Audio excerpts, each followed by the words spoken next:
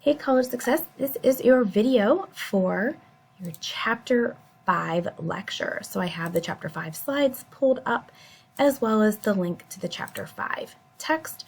So as always, I'm going to basically rely upon my slides as my basis for my discussion, and then I encourage you to go in and look a little bit more in depth on your own, both in the slides as well as the text itself. All right, so Chapter 5 is about reading and note-taking. So this is going to go through different strategies because honestly, as a college student, these are really heavy areas that you are going to have to adjust to if you're not already, because a lot of our learning is done through reading. About 85% of what we learn in college, according to the College Reading Learning Association, is done through reading. And if we are struggling with our reading, that probably means we're struggling in at least a little bit of our courses if we cannot understand what's happening in the text. So this is going to just talk about some strategies to help us with our college reading as well as some note-taking strategies. So these are kind of the objectives. It's really important because of how much information we encounter. And I'm not even just talking about like our textbooks. Obviously, we are constantly inundated with information online through social media, and we have to really be able to discern and go through that information in ways that are going to be critical to our understanding. And so we just need to make sure that we are paying attention to the strategies that we're using them in a way that are going to be beneficial to us. So we want to be deliberate in our note-taking and our reading. We want to take advantage of different resources. We want to be able to engage in reading more frequently because that is going to increase the odds that we also improve with our note-taking and reading. So this section goes through like pros and cons of online reading, different types of reading, and how to prepare to read. So when we read, we generally read academically to either learn something new or to understand it something a little bit deeper. Maybe you've already been introduced to the topic, you just need to understand it a little bit more. So what are some strategies? So we're going to talk mostly about I think active reading is one of the most important things we can really focus on as a college reader. We want to make sure that we're active in our reading, and we also want to make sure we are allowing enough time for our reading. That is another thing. Students will often build in time to go to class, to do their homework, but then they don't always think about, oh, well, I'm also going to have to be building in time to read, because once I read something, for an assignment purposes or just the chapter, I really need to engage. So I need to build more time into my schedule for reading. And so this is where that active reading comes into play. So here's what we mean by active reading. These are different strategies that are going to be effective for your reading process. And some of this is going to look familiar. SQ3R, like you can see right here, survey, question, read, reset, review. You may have already heard of some of these strategies, but we'll talk a little bit more about them as we go in different ways to make sure that you are engaging in that reading process. So I'm going to go ahead and go to right here. So I just talked about allowing adequate time for your reading. Please make sure that you're setting aside time, and one of the things you want to do is look to see, I'm going to come down here and I'm going to kind of use this right here. I'm going to encourage you to preview before you read. So and oftentimes students will do this, they will literally just, flip through and see, okay, how many pages is this chapter? How many pages is this article? And that's totally fine. That is a form of previewing. Knowing how many pages a chapter is, that also lets you know, hey, this is a 20-page chapter. I'm not going to be able to sit down in 5 minutes and finish this. So it allows you to kind of set up the time that you're going to take as well. But when you preview, you also are going to start seeing how the text is organized. You're going to see maybe concepts that look familiar. You're going to be able to start making connections. You're going to set a purpose for reading. So if you've ever had an instructor say, okay, read chapter 3, see you next week, and you're like, well, why? I mean, you might not know why you're reading it, so you want to set your own purpose. When I'm done reading, I want to be able to define 5 vocabulary words. I want to be able to summarize this section. I want to be able to understand what I've read and teach it to someone else. So we want to be able to read before. We want to be able to go through and set the groundwork. It's like whenever you're playing sports, you don't jump right in, you warm up. Same thing with reading. You warm up. Very similar to the writing process. We know that when we write, we have to do some brainstorming. We do some early drafting. Again, reading is the same way. So we skim we set a purpose, we maybe ask some guiding questions, what are some things I'm going to be learning? What are the key points here? And then we're actually going to dig into the reading. And so as you read, you are not going to do anything. You're going to literally just read. And I would recommend sectioning your reading. So if it's 20 pages, read every 2 pages at a time, or 3 pages, depending on, how it's set up. So, and then at the end of those 3 pages, go back, and that's when you take notes. That's when you summarize. That's when you annotate or underline or highlight, whatever method you like to use. Because if you've ever been reading and highlighting at the same time, you may notice that you highlight everything because you think everything's important. But if you can read first and then go back and underline or highlight or annotate, then you have some perspective on what actually was important in that section. Same thing with that note taking. You read and then you go back. You look up vocabulary.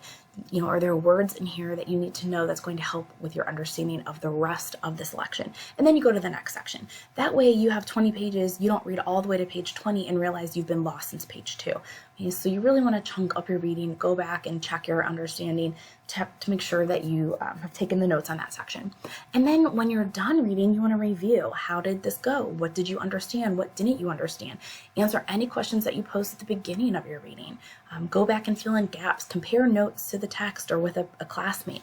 Those are all ways to really make sure that you are engaging in the reading, that you are being active in your reading, because that passive reading just to say, oh, I've read it and check it off my to-do list, that's not going to serve you well. Yes, if you engage in these reading processes, like before, during, and after reading, it's going to take more time, but it's going to save you in the long run. Because the more time you invest now, when it comes time later to know, like, hey, I've got to write a paper on this, or I've got to take a test on this, you've already invested a lot of time. You might just have to do a quick refresher.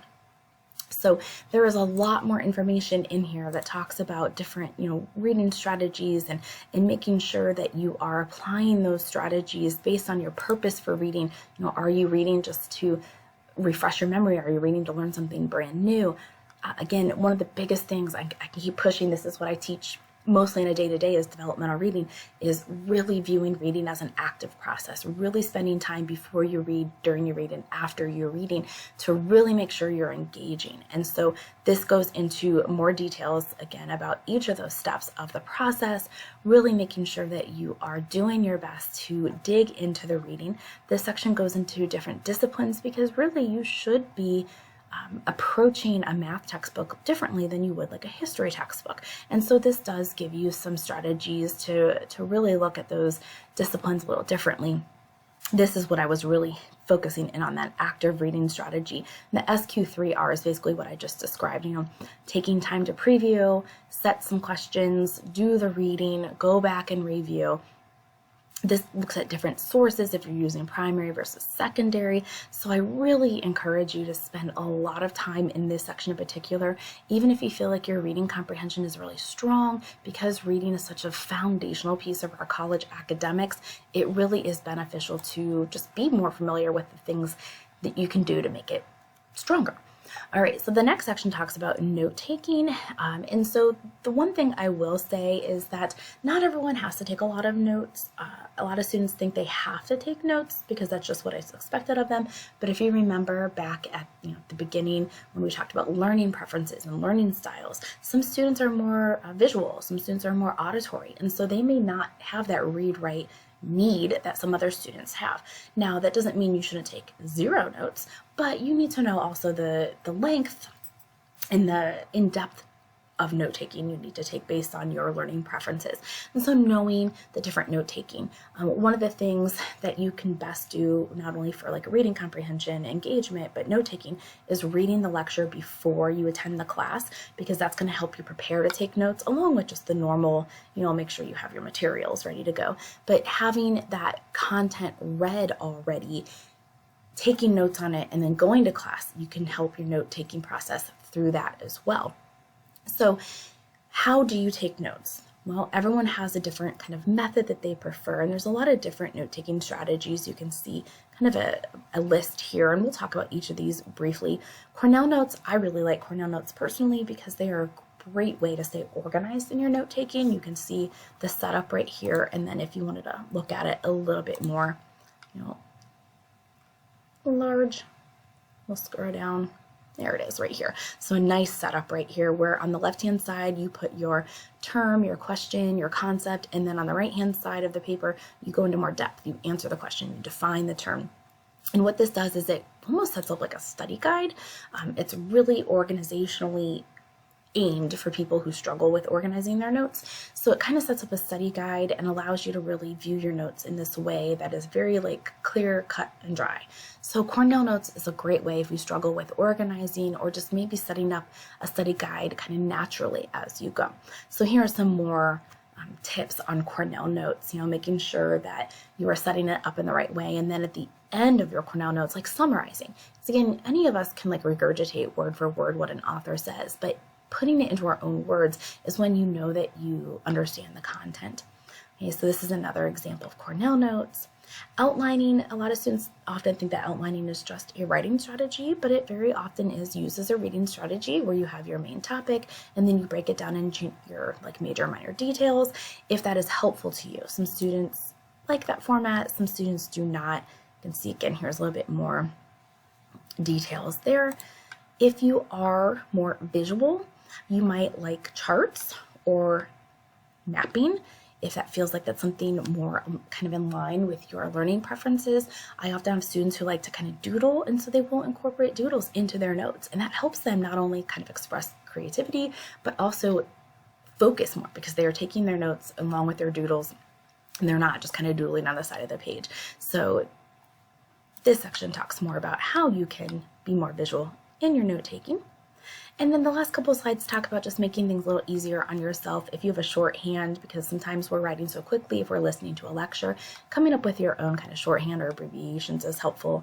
And then annotating, going back and reading something and annotating in the margins. So this is what I alluded to earlier, like reading first and then going back and annotating marginal notes, or taking your notes first and then going back and even adding to your notes in a different session.